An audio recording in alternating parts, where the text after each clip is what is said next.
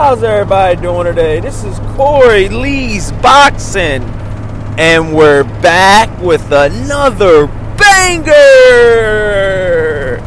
So please smash the hell out of that like button and subscribe. And so yeah, man, we're gonna talk about the Terrence Crawford versus Jose Benavidez showdown. Wow, man, fireworks. It didn't come till late, but fireworks. So yeah, pretty much to start the first round off, Terrence Crawford, was doing pretty good, and I was really surprised with Jose Benavidez, for waiting and picking his shots in the beginning of the rounds. I thought he stole a couple of the early rounds, from Terrence Crawford, because Terrence Crawford, he started late. And we all know when you start late, that type of stuff happens, when you start late like that, But Terrence Crawford was very resilient, and, he kept his posture, and he kept doing what he had to do, and, towards the mid rounds, that's when Terrence Crawford started, applying that pressure.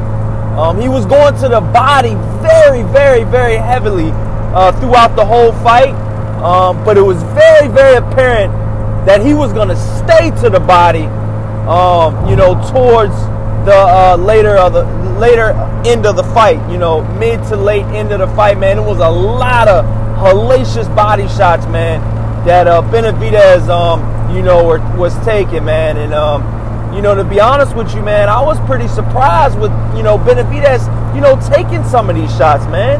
Because mind you, Benavidez's highest, his highest level of opposition before this fight even happened was, pretty much, Mauricio Herrera, and that's not saying a lot, man. That's not saying a lot at all, man. Mauricio Herrera, I respect him and all, man, but the guy had like 5 losses, going into that fight with Jose Benavidez, and a lot of people say Jose Benavidez lost that fight, So I think he did well in this fight up until, yes, ladies and gentlemen, up until the final round, and boy, was it a banger! It was a Corey Lee exclusive banger, man.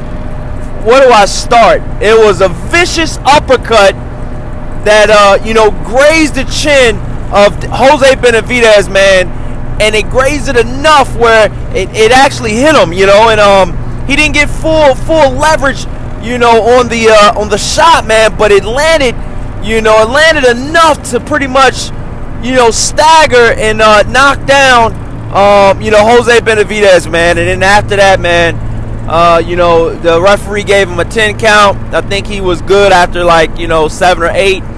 Got up, was still trying to, fight. And I'm going to be straight up with you guys, man. That body shot, man, when he laid that final body shot, I think it was, I believe, it sent, it pretty much sent him down, man. And it was like I said, it was a barrage of punches at the very, very end after he got up off the knockdown. It took a lot of heart and guts for him to even get up off that knockdown, because he was visibly hurt, very, very hurt.